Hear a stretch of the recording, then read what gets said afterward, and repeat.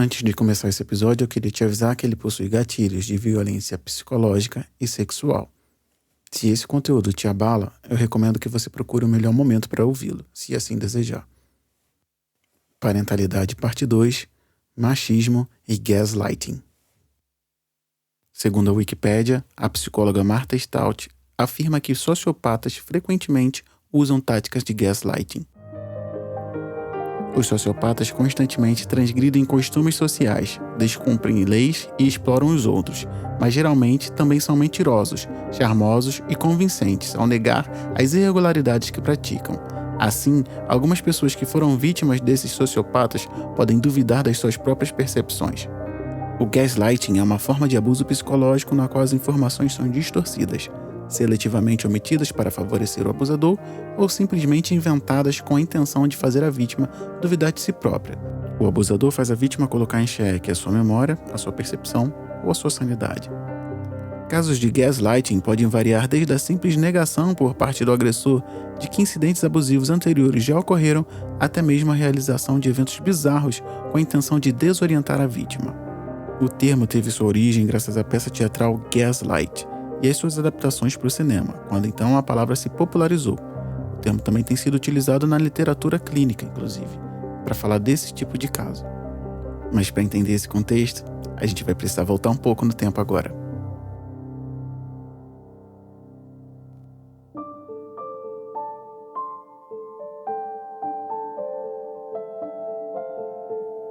A peça teatral Gaslight, de 1938, e suas adaptações para o cinema, lançados em 40 e 44, motivaram a origem do termo por causa da manipulação psicológica sistemática utilizada pelo personagem principal contra a vítima.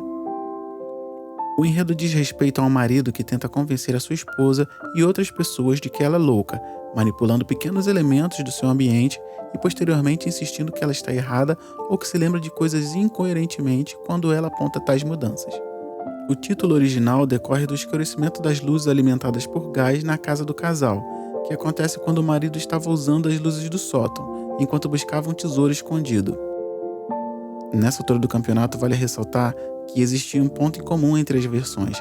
A casa supostamente escondia um tesouro, que foi da sua antiga dona, e uma versão é de uma pessoa desconhecida e outra versão é da tia da esposa do personagem principal. Sem ter energia elétrica na época, a iluminação da casa era toda garantida por meio do gás. Existia um sistema de tubulações que fazia com que o gás chegasse em todos os cômodos e ninguém ficasse no escuro. Era um sistema antigo de iluminação. Sabendo desse suposto tesouro, todas as noites o marido dizia que ia sair e quando a esposa não prestava mais atenção, ia para o sótão. Chegando lá, ele ligava os lampiões, o que fazia com que as luzes da casa se escurecessem. E lá no sótão, ele procurava o tal tesouro guardado da antiga dona da casa. O trecho seguinte eu peguei lá no site 50anosdefilmes.com.br. Ele diz o seguinte: Paul tem o hábito de sair à noite, deixando a jovem Bella praticamente sozinha. As duas empregadas ficavam bem distantes na casa ampla, de 4 ou 5 andares. E toda noite Bella ficava intrigada com o passar do tempo, temerosa e atemorizada, com o fato de que as chamas das lamparinas de gás de repente enfraqueciam, como se alguém tivesse ligado outras lamparinas na casa, puxando parte do gás. Só que as empregadas sempre negavam que tivessem feito alguma coisa desse tipo. Lamparina, em inglês, é gaslight. A cada noite a mesma coisa. O marido saía de casa e pouco tempo depois as chamas das lamparinas começavam a diminuir. Passava-se horas e as chamas voltavam a ficar mais fortes. E pouco tempo depois, Paul reaparecia em casa. Quando Bella relatava isso, o marido dizia que ela estava vendo coisas que não existiam. Como eu disse alguns instantes atrás, ele fazia ela duvidar das próprias percepções. Bella não se sentia à vontade com a criada mais jovem, Nancy, uma garota atraente, vaidosa e cheia de si.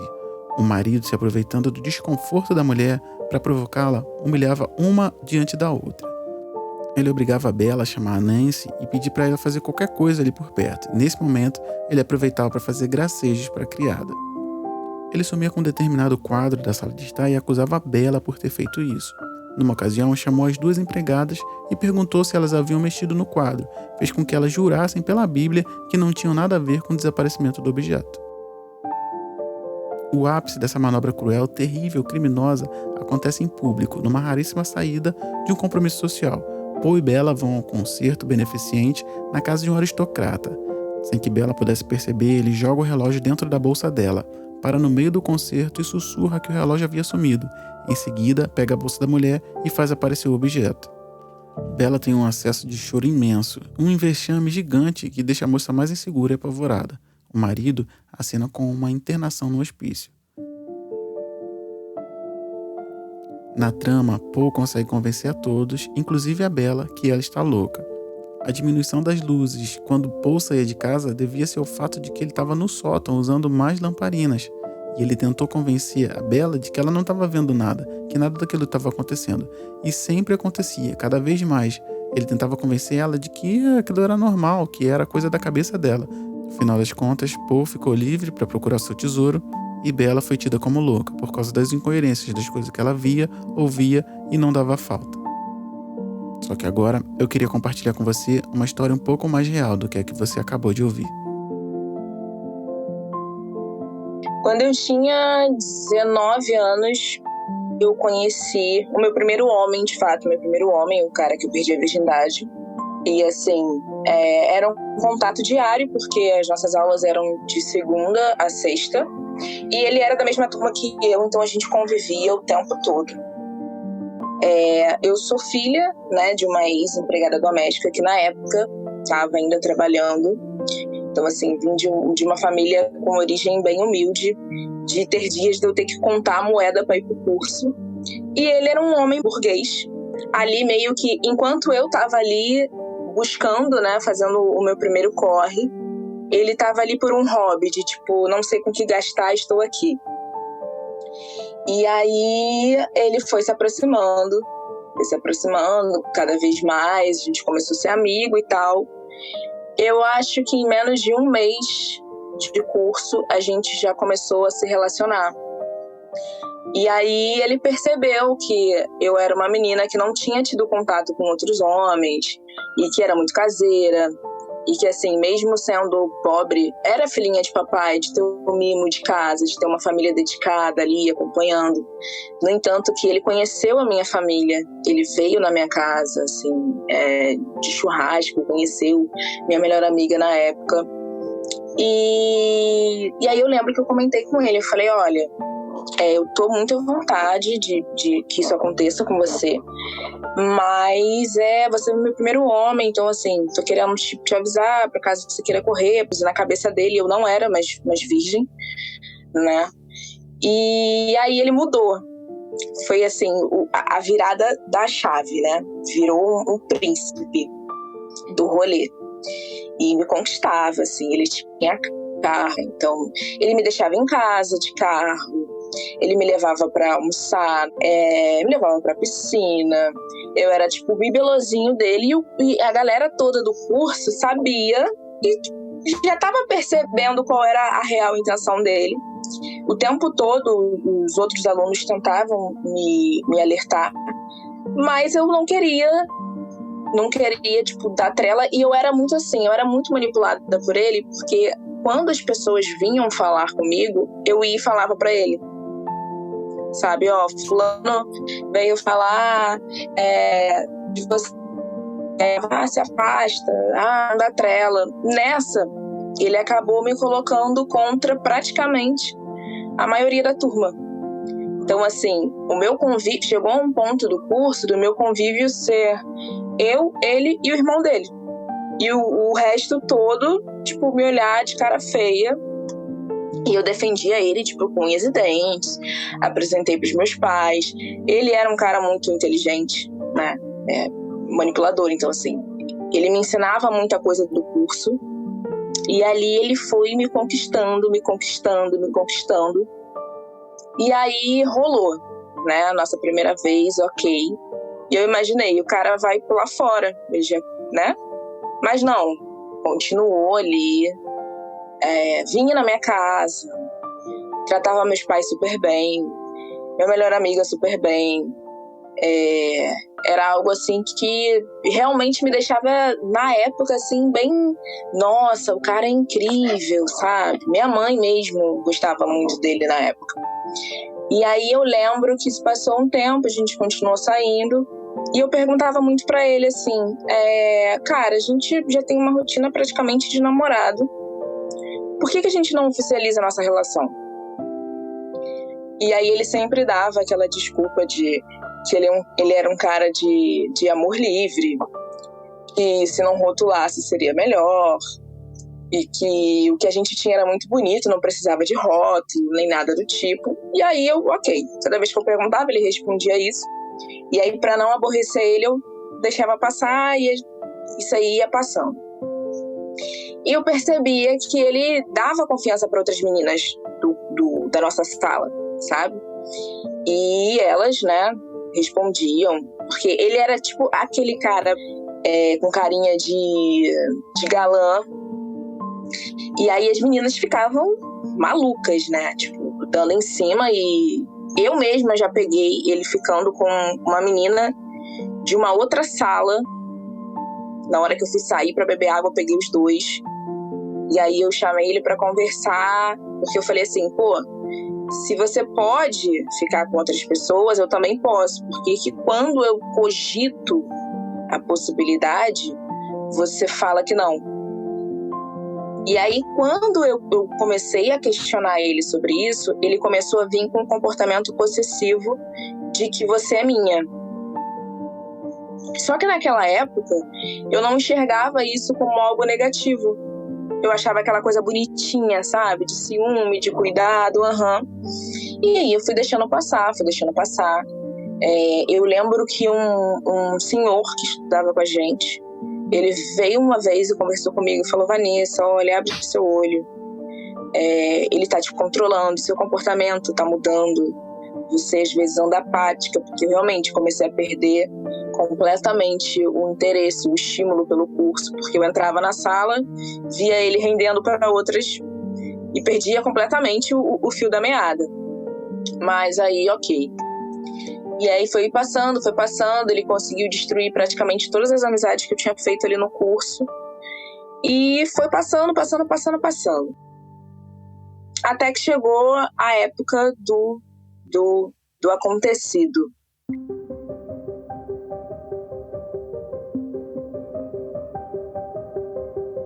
Ele tinha se mudado e me chamou pra casa dele. Falou, cara, eu vou fazer um pão de queijo aqui, vem cá, pra gente ficar junto. E eu fui.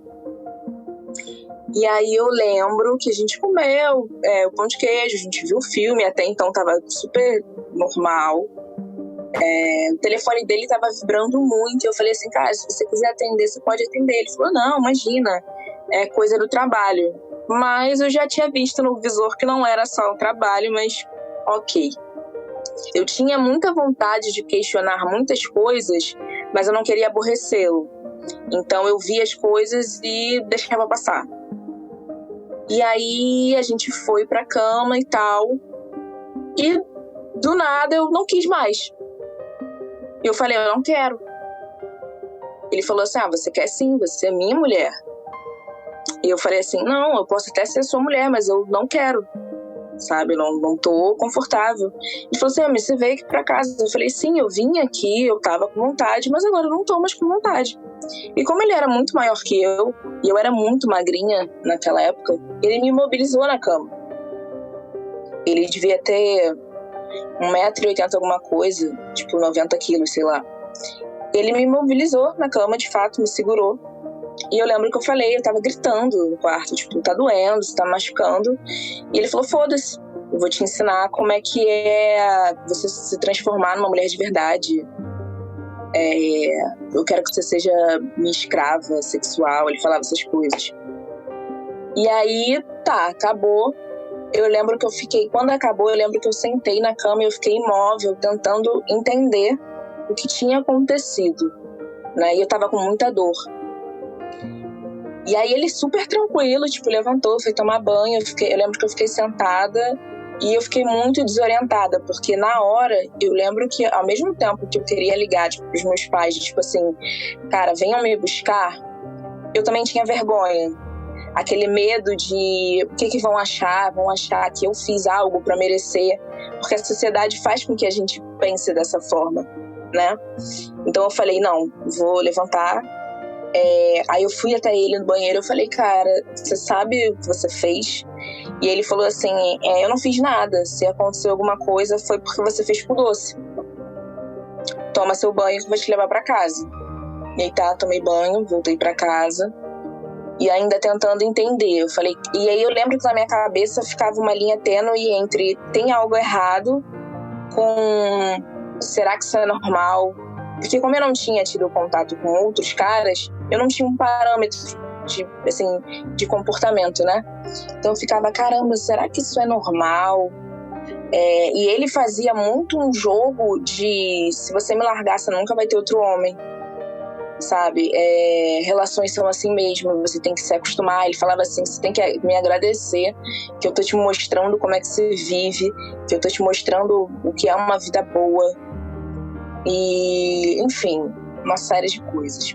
E ok, fui pra casa e eu tava com muita dor, né, tava sangrando com muita dor. Só que eu não tinha coragem de comentar com os meus pais. Então eu guardei pra mim, na verdade eu não tive coragem de comentar com ninguém. Eu guardei pra mim e discretamente marquei médico, consulta. Eu lembro que eu consegui consulta 2 dias depois, fui na médica. E aí eu tava sentada de frente pra médica, ela me examinou e falou assim, Vanessa, você sabe o que aconteceu? E eu não entendi a pergunta. Eu falei assim, então, eu já expliquei pra senhora. Ela falou assim, então, a gente tá aqui falando sobre estupro. E ali foi a primeira vez que a chave na minha cabeça virou. Eu lembro que eu fiquei em silêncio um tempo e aí ela perguntou se eu tinha comentado com alguém, se eu tinha denunciado, enfim. E eu fiquei ainda ali tentando digerir, porque na minha cabeça estupro só viria, sei lá, do maluco que te pega na rua, força e te coloca no carro. E eu lembro que eu falei, cara, ele não é meu namorado, mas assim, ele não teria coragem de fazer isso comigo. E ela falou, Vanessa, então, eu sei que tá sendo muito difícil pra você, mas o que aconteceu é que você foi estuprada, você tá machucada, vou te indicar psicólogo, vou te passar as medicações e tal. E era tão delicado pra mim falar na época que nem na psicóloga eu quis ir. Tipo assim, peguei encaminhamento, mas nem procurei. Eu achava que se eu ignorasse aquilo ali, eu ia conseguir viver bem pro resto da vida. Só que o ato foi tão violento, foi tão bruto, tão assim, traumatizante, que eu acabei desenvolvendo vaginismo pós-traumático, né? Então tudo, exame, qualquer coisa, eu sentia muita dor. E aí eu lembro que eu marquei de conversar com ele, eu mandei mensagem pra ele, falei, cara, eu quero ter uma conversa séria com você. E eu fui encontrar com ele e falei, olha, a médica falou que isso aqui aconteceu, e eu quero saber se você tem noção do que você fez. Ele falou assim, mas você precisa que alguém de fora te diga o que eu fiz com você, ela não me conhece e tal, tentando sempre, né, tirar aquela culpa e me trazer pra perto. Só que ali eu já percebi que não tinha como eu continuar. Foi muito difícil sair fora daquela situação, porque era algo que eu tinha o contato o tempo inteiro. Quando a gente não estava junto pessoalmente, a gente estava se falando por WhatsApp, por chamada de vídeo. Mas eu falei, eu vou ter que pular fora, porque para ele era algo muito comum, ele continuava falando. E eu lembro que depois disso ele ainda me perguntou se ele poderia continuar me pegando à força, porque ele adorou. E ele ainda disse isso, e ele ainda disse assim, eu posso continuar te pegando à força, mas assim, só eu posso fazer isso porque eu sou o seu dono. Então assim, ali eu comecei a entender as coisas. Só que foi muito cruel, porque eu não tive noção do que eu fiz comigo, porque o fato de eu ter me silenciado, não ter procurado ajuda, não ter falado com ninguém, aquilo ali me corroía de uma forma horrível. E eu pensava, se eu falar também pra alguém, ninguém vai acreditar. Um cara que tem dinheiro, as pessoas pagam um pau fudido pra ele. E hoje eu consigo falar com pessoas que conviviam com ele na época e falar o que ele fez.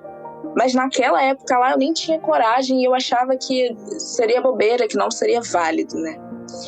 E ele seguia mandando mensagem para mim, eu sempre desviando e ele mandando mensagem. Aí eu lembro que eu fiquei uns meses sem falar com ele e ele me mandou uma mensagem pedindo desculpa pela primeira vez. Que ele não teve a intenção, que ele não sabia que tinha me machucado tanto, que ele queria conversar comigo. E no primeiro ato, quando eu li, me balançou.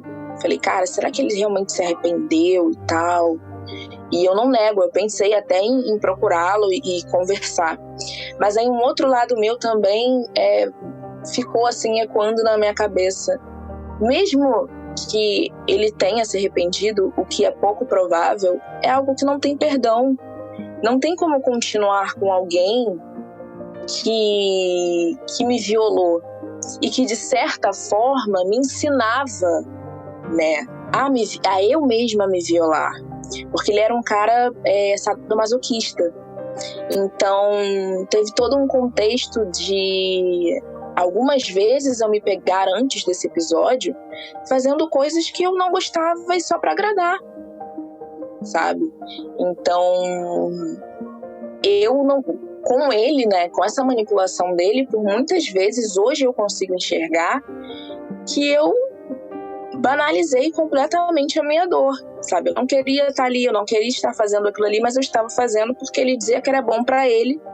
E ele me fez entender naquela época que eu tinha que fazer o que era bom pra ele, não o que era bom pra mim. Então, quando eu entendi isso, eu falei, cara, ele me violou, mesmo que ele peça desculpa, essa desculpa dele não vai desfazer o que ele fez e não vai desfazer esse caos que ele causou dentro de mim. Porque a sensação do pós-estupro, ele é horrível, porque você se culpa, você se sente suja, você acha que você de alguma forma se insinuou para que isso tivesse acontecido. Você tem vergonha de comentar com as pessoas, sabe? E o outro ponto também é que quando você conta, quando você começa a contar, você é banalizado. Que era algo que também me impedia naquela época de falar, porque as poucas pessoas que eu via que falavam, que relatavam, era muito isso acontece, infelizmente, e deixava pra lá. Então eu falei, cara, eu vou me calar, vou seguir minha vida, e segui a minha vida até pouco tempo, né, calada, e isso me atravessava muito, me atrapalhava muito toda vez que eu tentava me relacionar com alguém. Porque, imagina, você não quer falar sobre um assunto, mas quando você se relaciona com alguém, você quer ter uma relação sexual e você foi vítima de um estupro, é meio que impossível você se deitar com alguém sem você contar o que aconteceu. Até para que você possa explicar para essa pessoa os seus limites. E toda vez que eu contava para alguém que eu estava me relacionando, eu estava ali mexendo naquela dor que estava completamente aberta, porque eu não cuidei, né? Tava mexendo ali e alguns caras até, assim, tentavam entender. Eu não sei também se, por eles não saberem lidar, talvez eles não dessem tanta importância, não sei bem. Mas alguns outros caras falavam, por que você não bebe um vinho? Por que você não usa um lubrificante? Você tem que relaxar. Mas eu não sou aquele cara. Mas não sei o quê. Então, por muitas vezes, eu ficava meses sem contato com ninguém, porque isso pra mim era maçante, era cansativo, de sempre ter que estar explicando a mesma história e sempre ter que ouvir a mesma coisa, né? E eu lembro que o último cara que eu realmente me envolvi, assim, de fato, que eu cheguei, conversei com ele foi até muito atencioso, né? Contei a história toda, contei quem foi, enfim. Ele me dava até um suporte bacana. Mas eu percebi também que o que contabilizou para que não desse certo aquela relação foi esse atravessamento, né? De que eu tinha uma pendência ali para resolver. E quando você é vítima de um estupro e você tem vaginismo pós-traumático, é muito complicado, porque você tem um histórico de não ouvir a sua dor. Então, parte de você fala, eu não quero mais essa prática porque eu sinto dor. E a outra parte fala, mas se eu não sentir dor, eu nunca vou ter isso. Eu me via muito nessa situação de, poxa, eu tô sentindo muita dor, no ato mesmo de falar, não quero. E ao mesmo tempo eu falar, cara, o cara tá aqui e, poxa, que chato, eu tiver que parar e não tá sendo legal. Então, às vezes era legal pro cara e pra mim não tava sendo legal, né? Até que eu, de fato, cansei e falei, não, eu vou resolver isso aqui. Não pelos outros, mas por mim, independente de me relacionar ou não com alguém, mas porque chegou um ponto de que estava sufocando real, assim, estar abafando isso. Porque eu ia em ginecologistas, por exemplo, e fazer exame ginecológico era um caos para mim, era horrível. E uma coisa também que me doía muito era a forma fria das profissionais de saúde, de você relatar a situação e elas cagarem, literalmente cagarem, sabe? Nem responderem poxa, eu sinto muito. Então, assim, é muito complicado até para você se abrir, porque você não sabe se você vai ter um apoio. E quando eu decidi, quando eu comecei a me preparar para poder falar sobre, né? Eu já me preparei pensando nisso. Eu vou falar, talvez não acreditem em mim, talvez caguem pro que eu vou falar, mas eu preciso falar, porque a fala é uma ferramenta de cura nesse processo. Infelizmente, não tem como ser de outra forma, sabe? A gente precisa falar. E como foram muitos anos calada, eu precisei falar. E aí, quando eu falei a primeira vez, foi uma sensação muito ruim e, ao mesmo tempo, muito boa. De estar botando aquilo ali pra fora, né? De estar falando sem culpa pela primeira vez. Quando eu me peguei falando sem culpa pela primeira vez, quando eu entendi que eu era vítima e que eu não tinha que ter vergonha de nada. Então, assim, foi muito importante. E eu falei também para me curar, para alertar outras meninas, outras mulheres também, porque infelizmente tem muita gente que não sabe o conceito de estupro, assim como eu não sabia, assim como a minha família não tinha noção da complexibilidade do que era. E quando eu falei, né, que foi um choque que ninguém imaginava, as pessoas me perguntaram como eu consegui ficar tanto tempo assim calada, que é uma outra questão. Meu pai é um cara, ele é gaúcho e ele é muito extremista. Meu pai é muito extremista. Meu pai sempre falou, se algum homem alguma vez encostar a mão em você ou fizer alguma coisa, eu vou preso, mas eu mato. Ele sempre falou. E aquilo, toda vez que eu pensava em falar, aquela fala dele ficava ecoando na minha cabeça. E a gente, como pessoa preta, a gente tem pavor de ver um dos nossos atrás das grades. Então, assim, eu me vi num momento de estar com dor e sendo vítima e, ao mesmo tempo, querendo proteger o meu pai. Então, eu pensava, é melhor ficar calada e guardar isso comigo, porque se ninguém souber, nunca vai dar merda, para proteger ele, para ficar tudo bem. E, ao mesmo tempo, tá, mas e aí? Será que eu vou aguentar? Será que isso tá sendo bom para mim? Então, assim, por muito tempo eu fiquei nessa de... E meus pais percebiam, assim, um pouco a minha mudança de comportamento. Até mesmo quando eu ainda estava com esse rapaz, que ele tinha... Eu já era muito magra na época.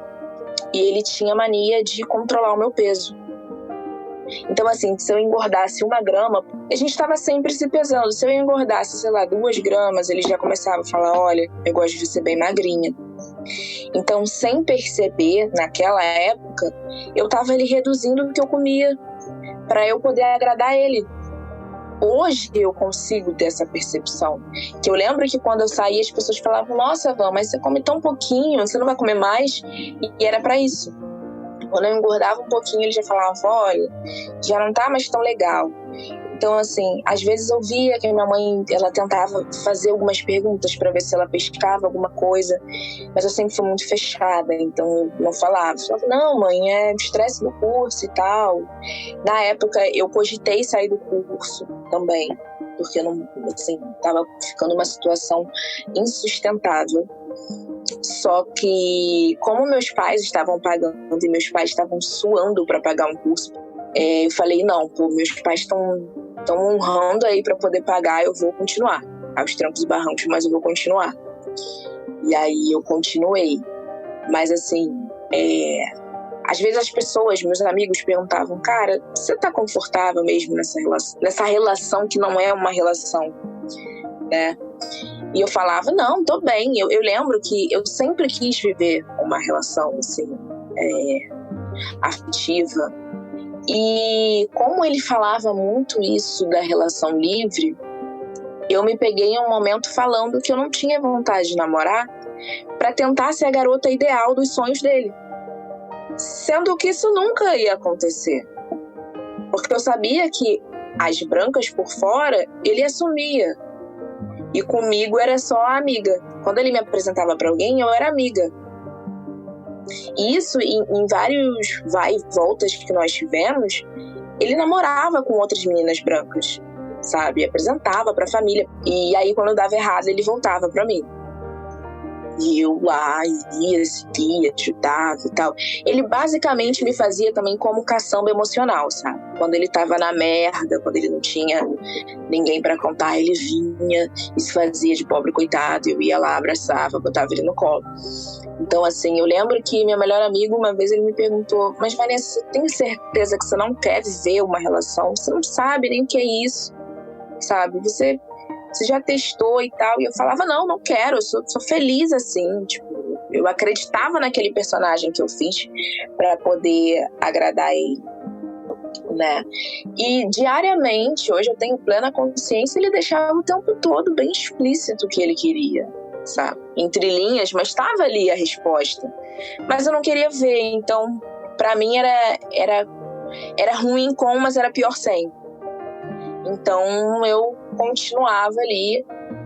E quando eu me afastei de fato dele, que eu comecei a entrar em várias contradições, né, de quem eu realmente sou, de ver várias situações do tipo, alguém se aproximar querendo uma relação séria comigo, eu querer, né, e aí ficar nela, mas eu não queria e agora eu quero, e o medo de ser igual. Então assim, era muito confuso minha cabeça.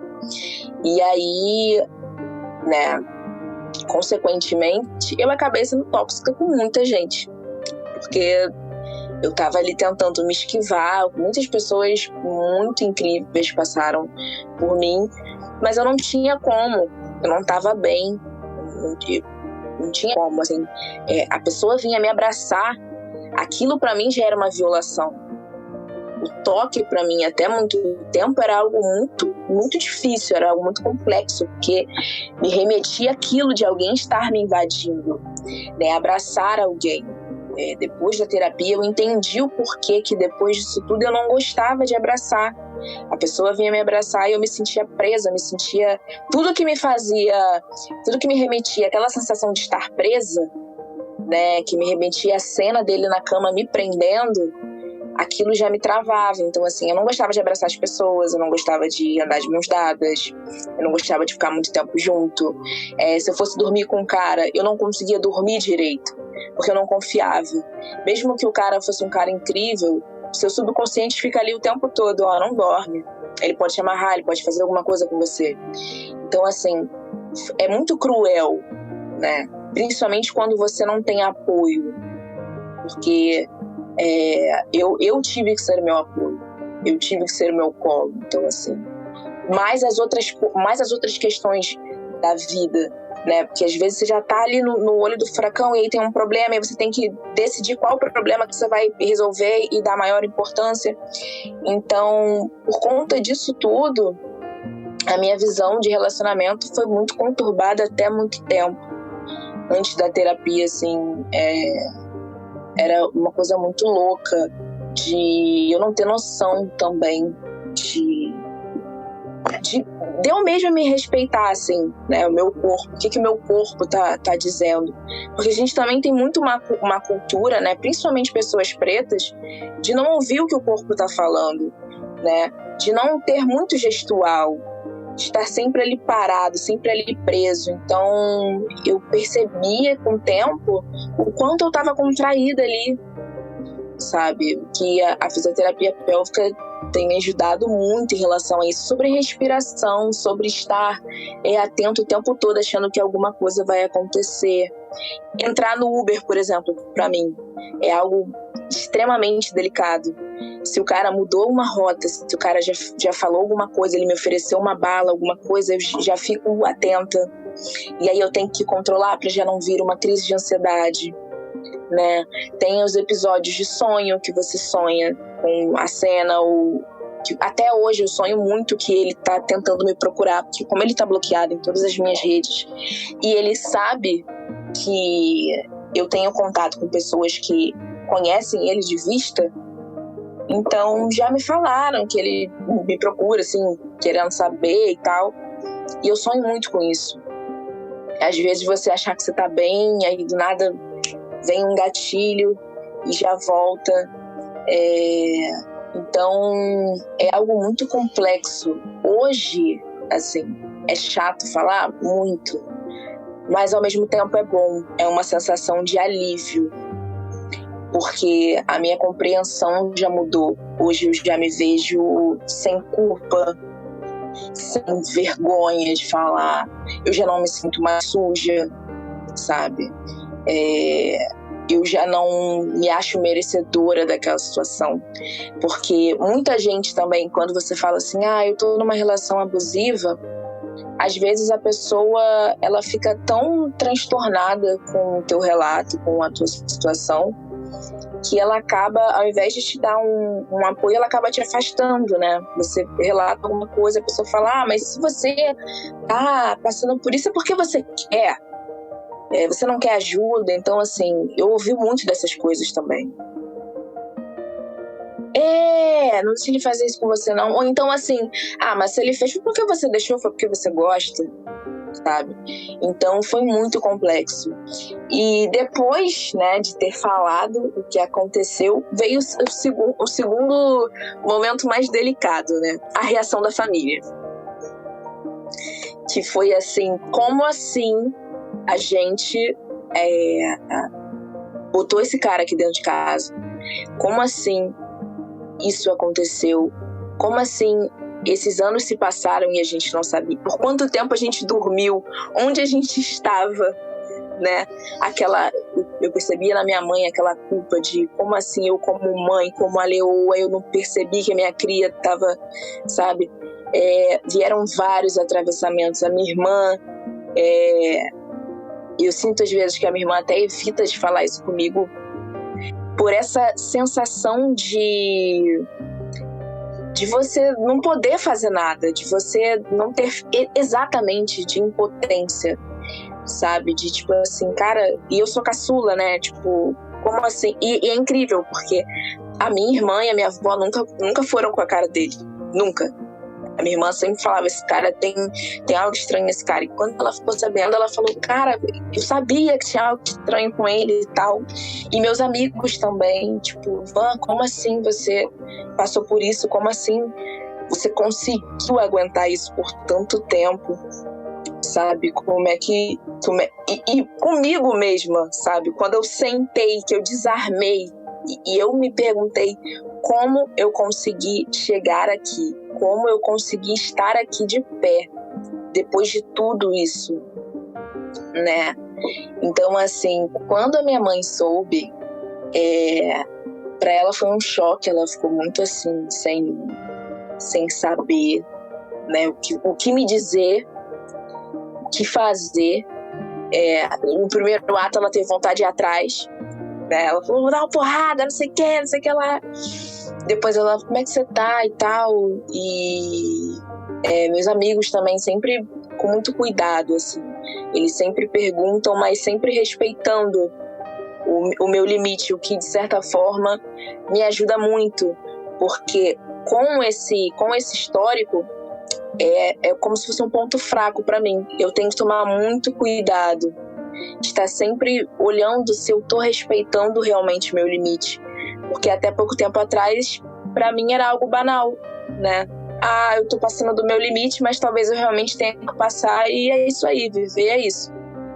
Hoje, por exemplo, se eu me relaciono com um cara, eu não tenho mais essa questão de... É óbvio que não é a coisa mais gostosa de você falar pro cara, mas pra mim já é mais tranquilo de eu chegar e conversar com ele e falar, olha, eu tenho um limite, sabe? Eu preciso de um tempo e tal. Coisa que há meses atrás eu iria sair com um cara e quando chegasse na hora, eu iria arrumar uma forma de sabotar ou de fazer o cara ir embora, sabe? Inventar uma desculpa pra não sair, alguma coisa. Até porque eu já tava cansada já daquele rolê de sempre ouvir a mesma parada, sabe? Bebe uma taça de vinho, relaxa, vou te fazer uma massagem, não sei o quê. Então, agora também que eu tô respeitando, né, o meu limite, a minha vontade, e de fato vivendo as minhas vontades, me conhecendo. E ele, né, por sua vez, por ser branco, ele me levava muito pra branquitude, os lugares que a branquitude ia, os passeios que a branquitude ia. E de certa forma, como eu não vivia aquilo, eu fiquei assim, embasbacada, né? Tipo assim, nossa, olha que legal um carro, olha que legal um almoço. E aí você vai se deixando levar, vai se deixando levar, vai se deixando levar. Quando você vê, você tá alimentando a cobra, quando você vê, a cobra tá ali te dando o bote. E depois disso também foi muito importante pra isso, sabe? Pra eu ver com quem eu quero andar. Depois disso, eu digo que, claro, que, né, ninguém vai querer aprender na dor. Imagina numa dor que eu passei. Mas esse momento, assim, de reconstrução agora, né, tá sendo incrível pra mim. Tá sendo muito difícil, mas, assim, incrível, porque eu tô me reconectando com quem eu sou, com a minha ancestralidade, sabe? Eu tô me aceitando. Porque muitas coisas que eu já era, mas eu negava, sabe? Gosto de roupa, comida, comportamento, enfim. As pessoas que eu queria andar, mas eu não tinha coragem, porque a sociedade fala que aquelas pessoas são chatas, que aquelas pessoas são críticas. Então, assim, hoje, pra mim, tem sido o maior ato de rebeldia, né? É fazer o que eu quero, sabe? Raspar a minha cabeça. Pra mim, cara, isso foi fantástico. E na época era algo que até meu pai mesmo, né? Meu pai vem meu pai vem do sul, né? Meu pai é de Porto Alegre.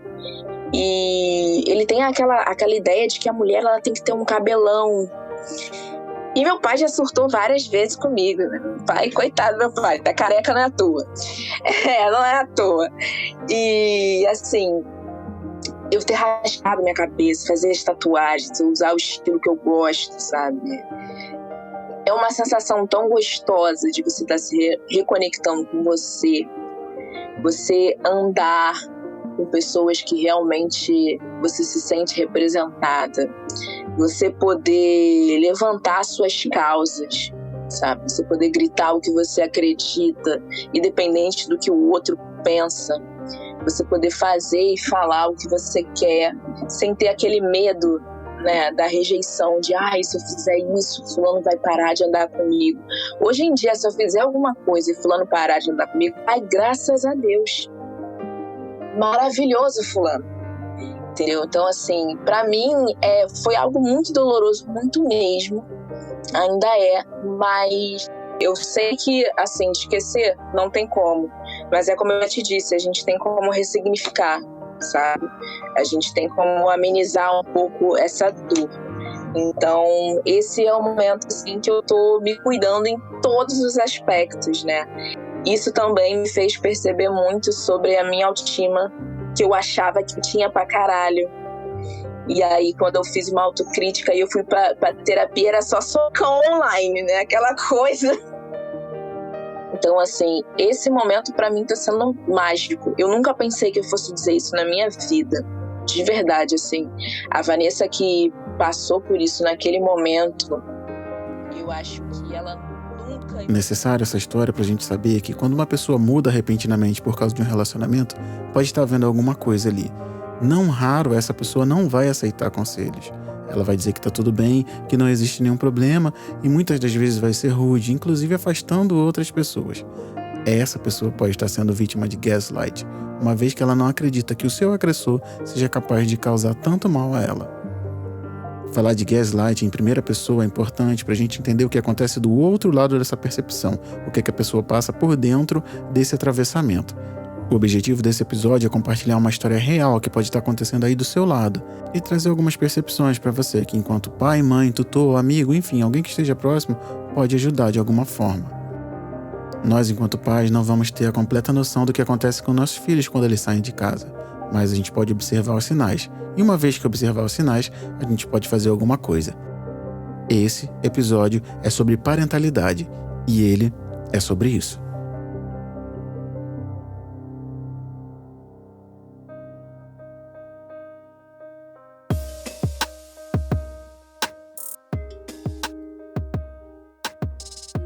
Eu sou Diego, sou pai de Benjamin e Aurora, esposo de Tatiane, que está com as crianças agora para que eu possa produzir esse episódio, e esse é o podcast Parenta.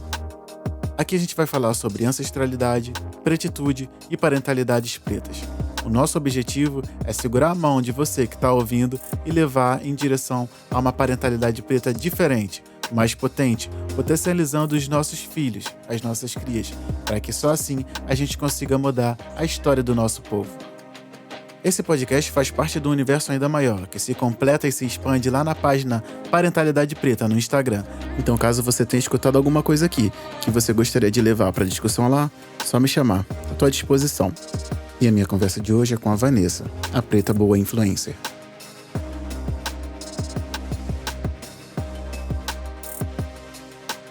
Eu sou Diego, sou um homem preto de pele não retinta. Estou sem bigode, com pouco cabelo, tenho um fone preto na minha cabeça, atrás de mim um quadro com uma estampa africana. Eu sou Vanessa, sou uma mulher preta não retinta, meio carequinha, lábios grossos, olhos pequenos, nariz grande, porém muito bonito. Tô com o casaco do Will, né, de Um Maluco no Pedaço, e atrás de mim tem umas cortinas e um colchão. Massa. E Vanessa, quem é a preta boa influencer? Preta boa influencer é uma mulher, uma menina, uma cabocla. Não vou falar guerreira porque já tô cansada de guerrear, mas uma escritora, uma massoterapeuta, uma terapeuta holística, uma shiatsu-terapeuta, uma louca, uma feiticeira, uma macumbeira. Maravilha. Show de bola. Essa é a melhor definição. Uma deusa, uma louca, uma feiticeira. Ela é demais. Maravilha. Bom, a gente vai chamar um intervalinho, a gente já volta, jogo rápido.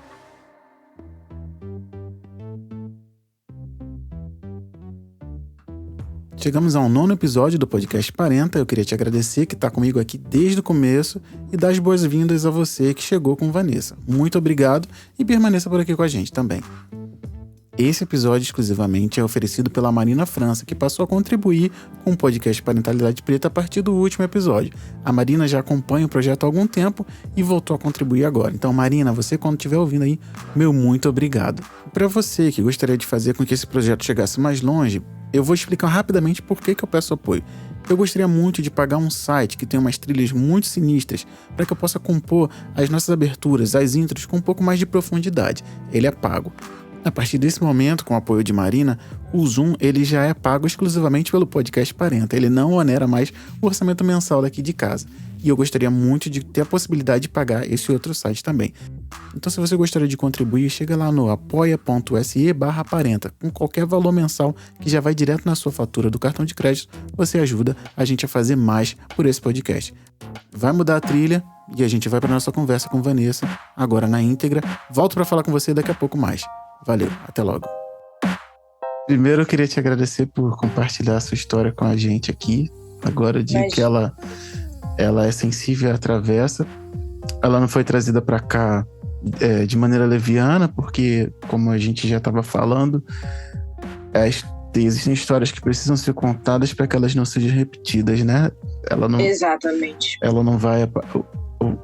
todo o processo que você passou até agora não vai apagar o que aconteceu, não é para apagar, como você bem disse, mas a gente precisa muito juntos entregar isso para quem está ouvindo a gente agora, para entender quais são as possibilidades que acontecem. E aí, quando você traz alguns pontos que vai entre raça e classe, entendendo muito essas dinâmicas que os nossos filhos, de quem está ouvindo, vão ainda entrar algum dia nessa troca com o mundo. E muito importante você trazer isso em primeira pessoa, para não parecer que a gente ouviu a história de alguém e está trazendo. Sim. Importante demais. Eu não tenho o que falar a respeito disso, e aí eu separei umas perguntas pra gente tentar responder juntos aqui e entregar para esse pessoal que tá aqui ouvindo, que já deve ter sido cortado por um monte de gatilho, porque eu mesmo revivi um monte que eu passei. Mas enfim, complicado. Que eu queria deixar abaixo, mas não vou conseguir. Não vai ter como. Vou sair reflexivo dessa troca aqui que deu ruim. Vamos geral pegar aquela caixinha de lenço. Até cortaram a cebola aqui do lado quando você tava falando. Só o floral. Cortaram a cebolinha aqui do lado enquanto você tava falando, que eu tive que dar uma enxugada no olho aqui. Mas enfim, eu queria te fazer algumas perguntas pra gente trazer, do seu ponto de vista, algumas respostas. E a primeira delas é: qual, na sua opinião, qual a importância do acolhimento dos seus pais depois desse processo todo? Eu acho que é de suma importância, porque a gente já tem muito medo do que as pessoas de fora vão falar. Mas quando você tem apoio em casa, mesmo que as pessoas de fora estejam contra você, cara, aquilo ali já é uma rede de apoio. Né? E quando eu contei e eu vi no olhar da minha mãe, você poderia ter contado, sabe? Porque eu e minha mãe, a gente sempre foi melhores amigas, a gente sempre foi.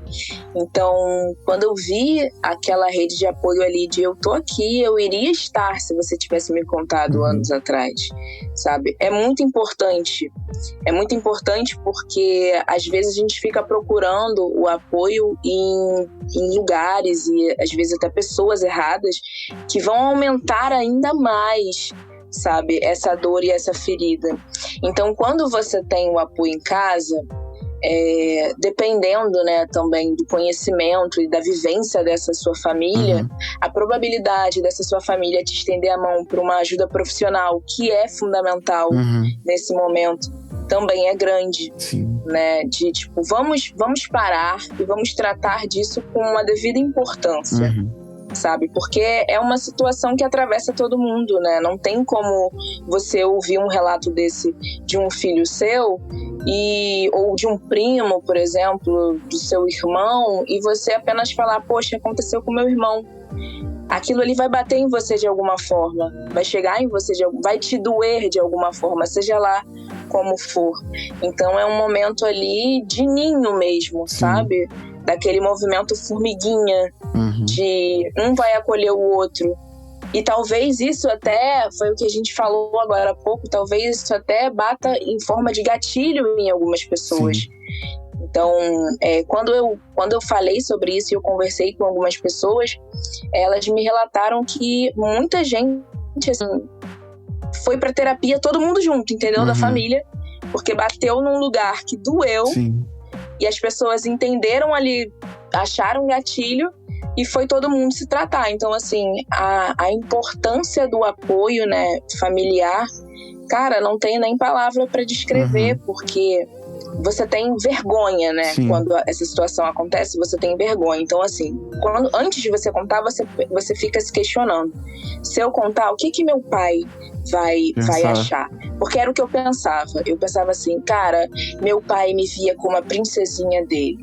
E aí meu pai vai pensar que eu transei. E aí meu pai pode achar que eu, de alguma forma, permiti que isso aconteça. Então, assim, passam muitas coisas, né, na nossa cabeça. Então, se a gente tiver o apoio dos nossos pais ou da família que for, seja lá quem for a família que você queira que seja a sua família, já muda muito. Sim, real. Sim, já é 50%.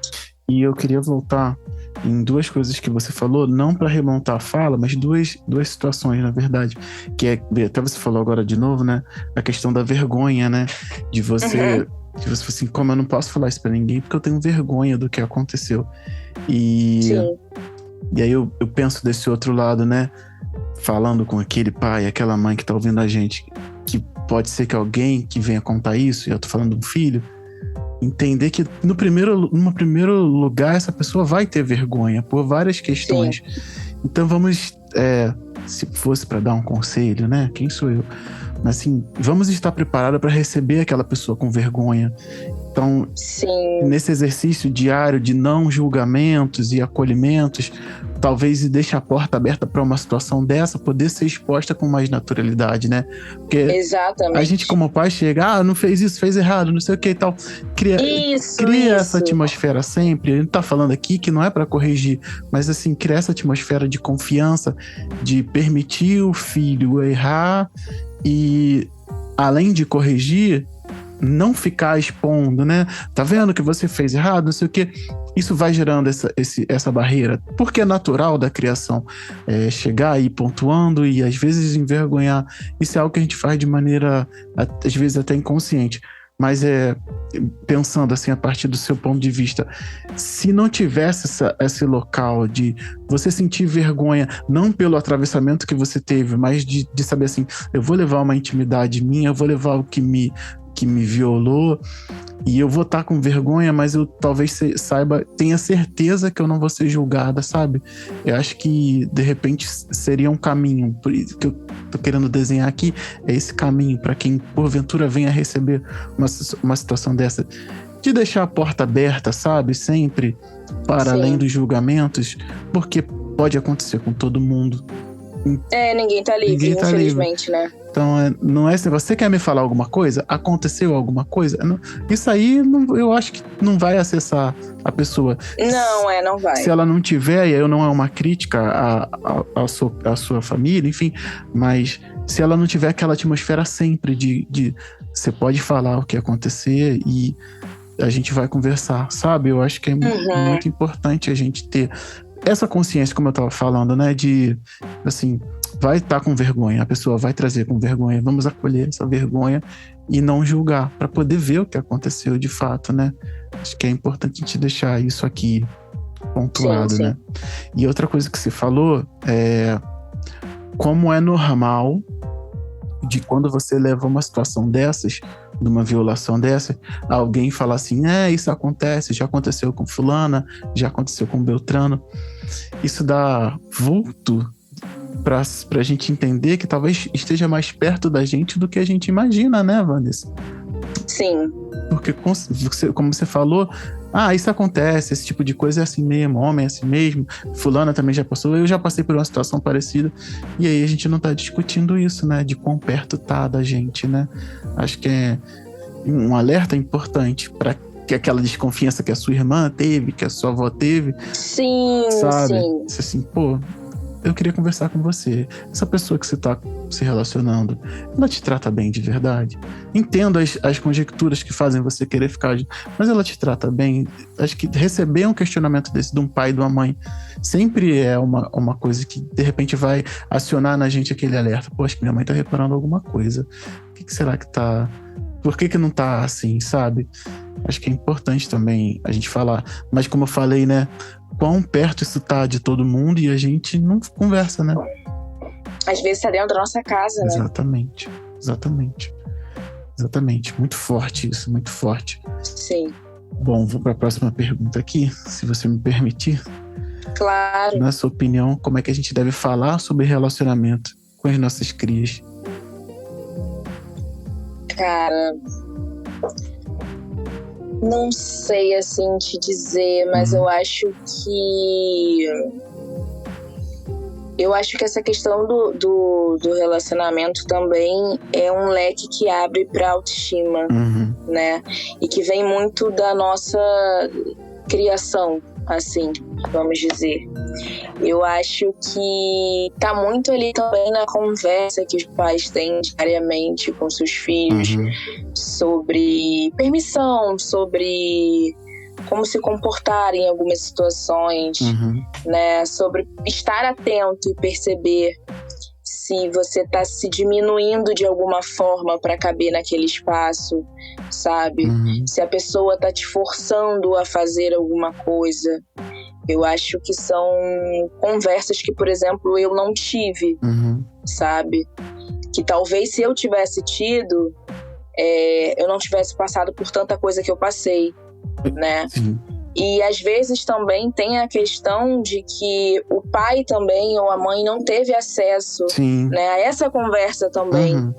Então acaba sendo novo para os dois, que foi o que aconteceu comigo quando esse questionamento, né, quando isso tudo aconteceu. Então eu acho que é muito essa questão de estar atento, né, estar conversando e manter também uma amizade, né, eu acho que um diálogo, assim, de companheirismo mesmo, sabe?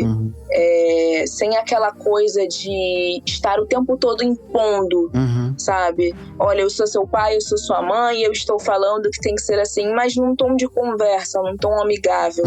Deixar o seu filho ali confortável para falar o que está acontecendo, sabe? Para explicar. Hoje em dia também a gente tem muito a interferência, por exemplo, de novelas, né? Não sei, cada família age em relação a isso, se deixa as crianças verem TV, se não deixa, eu não sei.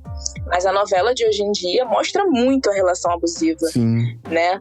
Tá aí esbanjando. Então, assim, eu acho que se você mostra isso pro seu filho, que depois você debata isso com ele. Que não só deixe ele assistir e mudem de assunto e, sabe, olha, você viu aquela cena? Vamos conversar um pouquinho sobre isso? Nossa. O que você achou daquilo ali? Isso é importante. Porque eu, por exemplo, eu não tive. Eu fui uma criança que eu não tive, assim, muita infância. Eu fui uma criança que eu vivi muito no ambiente adulto. Então eu não via desenho, eu via muita novela. Então eu via muitas cenas. E olha que naquele tempo não era nem tão assim como hoje. E não era conversado.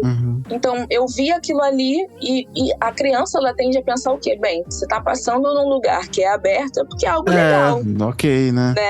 Tá todo mundo vendo, então é algo que talvez eu possa fazer, ou que se eu passar tá tudo bem. Tá tudo bem, exatamente. Então assim, é muito importante que a gente converse, sabe? Esteja ali atento, sempre conversando, sempre priorizando também o bem-estar, sabe? Porque eu acho que também é passado pra gente uma visão de amor muito tóxica, né? De que a gente tem que amar o outro independente de como a gente tá por dentro. E isso nos leva a muitas relações abusivas, não só relações afetivas, mas de amizade, enfim, de chefe, de relações, várias pessoas, exatamente.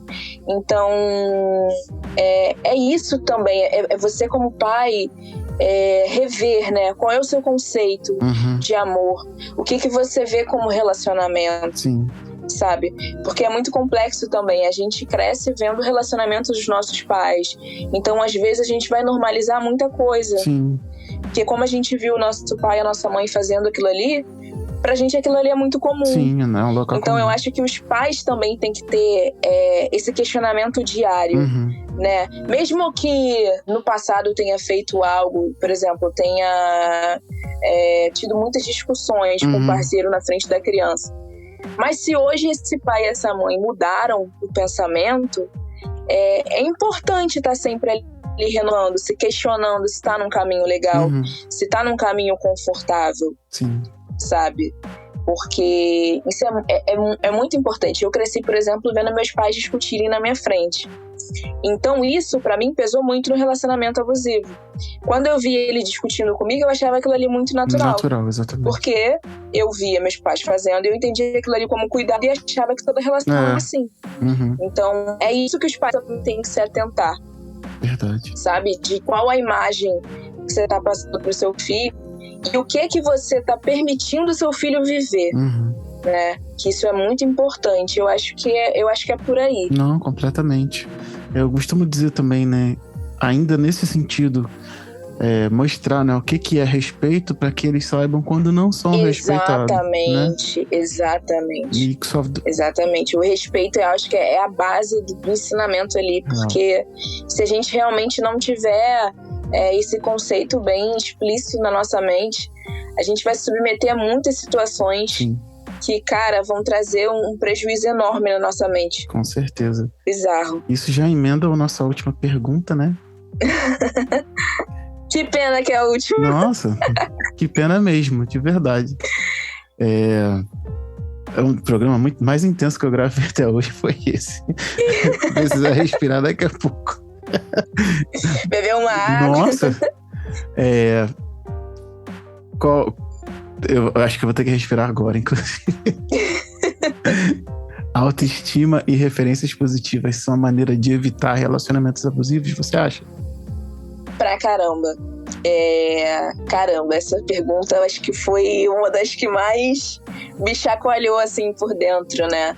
A minha mãe, ela tá aprendendo a ter autoestima agora comigo, nesse processo em que eu também tô aprendendo a ter. A minha mãe não tinha nenhuma, zero. E o meu pai, eu achava que ele tinha autoestima, e a gente tem essa mania de confundir vaidade com autoestima. De achar que autoestima é só o físico. Sim. Né? Se você se cuida, você corta o seu cabelo. Meu pai é uma pessoa que ele é muito esporrento, mas ele é muito permissivo. Eu cresci vendo meu pai pagar de otário pros amigos, sabe? A pessoa tá ali te sacaneando, e ele tá ali sempre voltando. A minha mãe é uma pessoa que não sabe dizer não. Então eu cresci muito com aquilo de que você tem que agradar, sabe? Às vezes a pessoa é assim, é minha vida. Então isso me fez permitir normalizar muita coisa ruim, sabe? De tipo assim, eu chegar e falar pra ele, pô, você quer sair comigo hoje? E ele falar assim, se eu não tiver nada melhor pra fazer, eu falo com você. Ah, beleza. E eu continuar ali esperando, tipo, tá bom, meu amor, tô aqui esperando. Se eu tivesse tido um ensinamento ali, se eu tivesse visto, né, as minhas primeiras referências, né, de pessoas me mostrando que, pô, eu tenho que ter a noção do peso da minha companhia. Como assim eu vou convidar uma pessoa pra estar comigo, entendeu? Num tempo que eu tô disponibilizando pra estar com aquela pessoa que eu poderia estar fazendo qualquer outra coisa, a pessoa vira pra mim e fala, se eu não tiver nada de bom pra fazer, eu te chamo. Tipo assim, você é uma bosta. Né? E achar aquilo ali comum. Ok, né? Outra coisa também que eu me via muito fazendo é estar num papel de sempre deixar o outro escolher. E você nunca fazer a escolha. De sempre deixar-se ser escolhido. E nunca fazer a escolha. Então, assim, a minha mãe, ela não tinha... A autoestima da minha mãe era zero em relação a tudo. Minha mãe não até pouco tempo atrás, não se achava digna de ser amada, sabe? Quando você fazia um elogio pra ela, ela não sabia receber isso. E na terapia, eu vim entender que eu também não sabia receber afeto. O que foi uma porrada, assim, na minha cara. Porque era algo que eu vivia ali o tempo todo, sabe? Então, assim, eu acho que isso é fundamental. Que é algo que também os pais têm que... Se pensem em ser pai, é algo que você tem que colocar ali na balança. E se você já é... Porque eu acho assim, Vanessa... eu já sou pai, então eu não tenho que fazer. Não, você tem o que fazer. Com certeza. Sabe? Procura uma ajuda de alguma forma, vê uma forma possível pra você, sabe? Conversa com a pessoa que tá do seu lado. Porque é isso, os pais são as grandes referências dos filhos, né? São as primeiras grandes referências. Então, se a gente não tiver uma boa experiência, a gente acaba normalizando aquilo ali e leva pra vida. E a gente vai se colocar em cada buraco ruim, cara. Senhora. E às vezes a gente não consegue sair. Esse é o problema. Às vezes a gente não consegue sair, até porque também, às vezes, a gente não é ensinado a pedir ajuda. Isso. A gente é ensinado a dar conta de tudo sempre sozinho, que é algo que eu vi que pesou muito na minha decisão. Você tem que dar conta. Sim. Porque o mundo é difícil, o mundo vai te engolir, você tem que dar conta. Então, assim, se os pais não chegarem junto e conversarem, você vai ter que dar conta de algumas coisas? Sim. Mas você não precisa dar conta de tudo sozinho. Até porque você não vai conseguir dar conta de tudo sozinho. Exatamente. E isso é frustrante quando você percebe que você não consegue dar conta de tudo sozinho. Quando você é ensinado que você tem que dar conta de tudo sozinho. Principalmente se você for adolescente, no final da adolescência. Pô, pra caramba. Então, assim, isso é, tipo, fundamental, assim. Eu queria muito, é algo que hoje eu consigo conversar com a minha mãe de boa. A gente até brinca e tal, que eu falo que eu pago terapia e, de certa forma, assim, ela tá junto comigo, porque, cara, a minha mãe era uma pessoa, assim, que eu via e eu ficava chocada de falar assim, mãe, seu feijão tá muito bom. Ah, que isso, bobeira, fiz de qualquer forma, não sei o quê. E aí, quando eu fui pra terapia, eu reconheci que eu fazia isso também. Até pouco tempo atrás, eu vou usar o exemplo da minha página. Quando eu chegava em algum lugar e a pessoa falava, você é de tal influencer, você tem um conteúdo muito bom, de alguma forma eu tentava me inferiorizar, sabe? Nem é isso tudo. É exagero. Não sei o quê. Então, assim, porque eu vi meus pais fazendo isso. Então, eu achava isso aí ok. É assim que se faz, né? Eu achava isso aí ok. E no meu caso, né, não tô falando que a religião tenha que ser um pilar pra isso, mas eu sou um bandista e eu sou filha de Oxum. Oxum é a deusa do amor próprio. Na vaidade em pessoa. E aí eu me peguei numa situação de tipo assim, como é que eu vou cultuar minha mãe se eu não me amo? Sabe? E muito antes de eu entrar, de fato, de me reconhecer como uma mulher umbandista, eu já lia muito sobre e eu ficava naquele atravessamento de, mas se eu tô me permitindo passar por uma situação dessa e eu digo que eu cultuo Oxum, tem algo aí que não tá batendo nessa conta, sabe? Sim. Que as pessoas acham que ser filho de Oxum é só chorar, né? Usar amarelo, dourado e ter vaidade. É muito tapa na cara, viu, gente? Tô tomando uns tapas bonito. Tá difícil, mas a gente chega lá. Então, assim, é muito complicado. Sim. E, de certa forma, tudo acabou desencadeando vindo numa hora certa. Assim, sabe? Em que eu fui me reconectando com tudo. Então, hoje eu percebo que o que eu achava que era uma autoestima não era nada. Não era nada. A transição capilar veio aí, inclusive, pra dar na minha cara. Sim. Sabe? Quando eu passei pela transição, foi nossa. E eu falava antes, né? Não, me amo de qualquer forma, não sei o quê. Cortei o cabelo, menino. Olha, era o choro diário. Oh, meu Deus. O auge, juro, o auge. E, tipo assim, hoje já é outra coisa. Não vou te dizer que eu tenho a melhor autoestima do mundo, até porque eu acho que ninguém tem. Mas a pessoa que chega pra mim e fala, minha autoestima é muito boa, não sei o que, eu não sei. Eu fico assim, sei não, hein? Sei não. Ainda mais a gente que é preto, né? Isso que eu ia falar. Assim, não sei. Isso que eu ia falar. Na escola eu era conhecida só como uma menina legal, uma menina que levava o lanche, como assim? Agora eu vou ter autoestima. Nem é pra você, então, assim, nem é pra vocês ter esse negócio aí de autoestima. Quem foi que ensinou? Exatamente. Quem foi que ensinou isso aí a vocês? Já cometeram esse erro.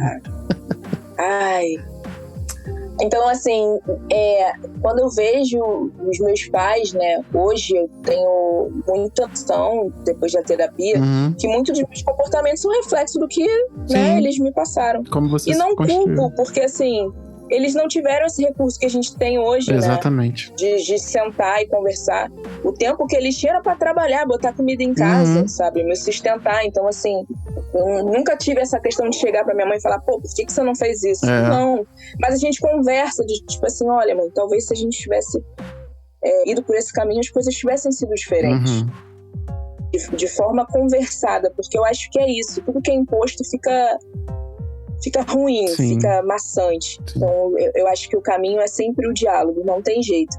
Então, é fundamental, assim. E cara, essa pergunta é uma pergunta que atravessa, tipo, nossa. Eu sei. Ela vai passando assim, ó. Várias camadas. Exatamente, Eu porque sei. ela, caramba, é um soco no estômago no seco. Sei. Porque é isso, né? A gente Uhum. tem uma ideia também de autoestima muito errada. Uhum. Muito errada. E a gente se maltrata muito, Sim. né? Isso que é...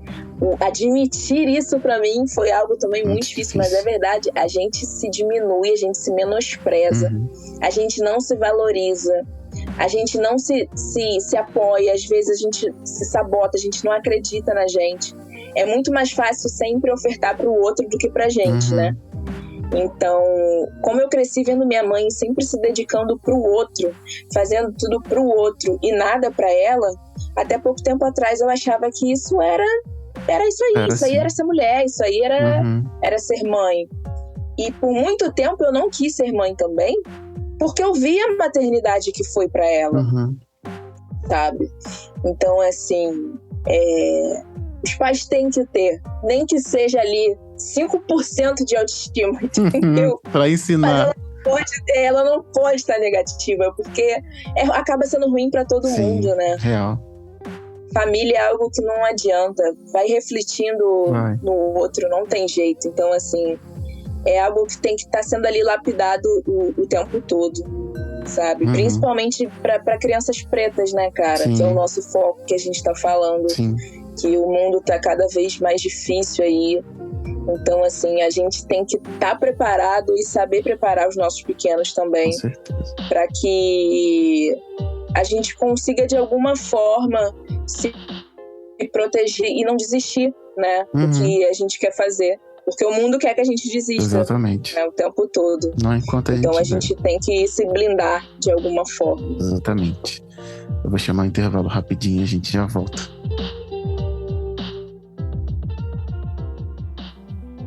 Bom, tô passando aqui de volta só para agradecer por você continuar aqui comigo, continuar ouvindo o episódio. Ele não acabou, tem um restante aqui ainda. Tô passando só para lembrar, se você gostaria de apoiar esse projeto, chega lá no apoia.se/Parenta. Manda um cafezinho lá, valor de um cafezinho por mês, você já faz ele chegar bem mais longe. Bom, vamos voltar para a conversa, tá vindo o finalzinho aí, valeu. A gente conversa novamente no finalzinho, só para dar um tchau, passar algumas informações e a gente volta logo. Bom, então a gente volta desse intervalo que foi necessário para dar uma respirada e a gente segue na nossa reta final agora. E eu queria que você dissesse pra gente, Vanessa, se você tem alguma mensagem que queria deixar para pais e mães que estão criando crianças pretas. Eu acho que se você foi um pai que foi abusado e de alguma forma seu subconsciente ainda se culpa por isso, não se culpe. Se você tem um filho que foi, ou que possa ser, infelizmente, né? Que você tenha essa sabedoria de acolher, porque às vezes o sangue ferve, é normal, né? Um pai ouvir um relato desse, mas tenha cautela ao acolher seu filho, porque talvez se você chegar de uma forma muito bruta, isso vai travar, ele não vai falar, enfim. Então, assim, e esteja sempre atento aos sinais também que seus filhos vão dar. Porque mesmo por mais discreto que a gente seja, a gente sempre deixa escapar alguma coisa. Então, uma mudança de estilo, uma mudança no hábito de alimentação, de comportamento, se está interagindo mais, se está interagindo menos, se está, por exemplo, ficando da madrugada o tempo todo no telefone, que era o meu caso, né? Trocando as horas, enfim, sempre vai ter alguma coisinha ali, até porque os pais conhecem os filhos como ninguém, então assim, sempre tem algo ali que tá diferente, sabe? E ao invés de você também chegar indagando, perguntando já naquele tom autoritário, é sempre deixar aquela aba aberta de, eu tô aqui, você quer conversar? Tá acontecendo alguma coisa? E se, sei lá, se você for um pai de um adolescente e o adolescente estiver namorando, converse com ele, sempre pergunte para ele o que ele tem como conceito de uma relação saudável. Sempre fala para ele, né, o que é respeito, que é o que até você falou, para ele ter uma noção de quando ele é respeitado e quando ele é desrespeitado, porque isso é importante, né? Isso é muito importante porque muita gente não sabe. Eu mesma vim aprender há pouco tempo. Então, sempre a chave, o diálogo e a observação. E também a cautela, né? De você saber como falar, quando falar, sabe? E se percebe que tá um comportamento assim muito diferente, não deixa passar e falar que é da idade, não investir, sabe? Porque às vezes a gente fica nessa de, é da idade, é assim, daqui a pouco passa, e não passa, sabe? Às vezes as coisas estão ali aos nossos olhos e a gente não vê. Então, é ter atenção, conversar sempre, ter uma amizade, né, com o seu filho, de deixar ele aberto para ter essa troca com você. De chegar, tá acontecendo isso, olha, aconteceu isso de forma diferente. E porque muitas das vezes a gente chega e comenta algo que aconteceu e pergunta depois, isso aconteceu, é normal? Isso é assim mesmo? E é daí que a gente vai percebendo as coisas. É daí que a gente vai passando e a gente vai alertando. Então, eu acho que é isso, né? A chave é o diálogo, essa cumplicidade, esse elo. E esse respeito também com o espaço do outro, né? Que é importante. Real. Eu acho que é isso. Real. E eu queria que você deixasse aí suas redes, falasse um pouquinho do que você faz lá também, por favor. Tá bom. Preta Boa Influencer, né? Que é o principalzão. O meu pessoal é Pagnissa. Então, eu compartilho conteúdo autoral e conteúdo como, por exemplo, parentalidade preta, né? Isso aí. Que eu acho importante, que eu acho realmente utilidade pública. Nossa. Então, lá a gente vai falar sobre sexualidade, a gente vai falar sobre saúde, a gente vai falar sobre política, a gente vai falar sobre meme. É uma pitadinha, um pouquinho de tudo que realmente está acontecendo à nossa volta que a gente precisa. Então, assim... eu sou a digital influencer, que não é muito comum, né? Que geralmente digital influencer é aquela que faz vídeo mostrando lookzinho, maquiagem. Eu não tenho vocação nenhuma pra isso. Ainda bem. Eu tô aqui pra polêmica, entendeu? Pra botar dedo na cara. É isso. Se você é assim, você já vem com a gente, entendeu? Se une ao bonde, é isso. É isso. Obrigado. Agora sim, obrigado. Imagina, obrigada a você. Obrigado, Vanessa, de verdade. Eu não vou ficar sendo repetitivo. Obrigado pela conversa que a gente teve aqui antes, né? Que foi muito legal. Eu achei muito... Foram 2 podcasts. Foi 2. Um é o Resenha, que vai ficar aqui em off. Mas muito legal. Fiquei muito feliz que a gente pôde ter essa conversa depois de tanto tempo ali se tangenciando, né? Finalmente. Trocando uma ideia.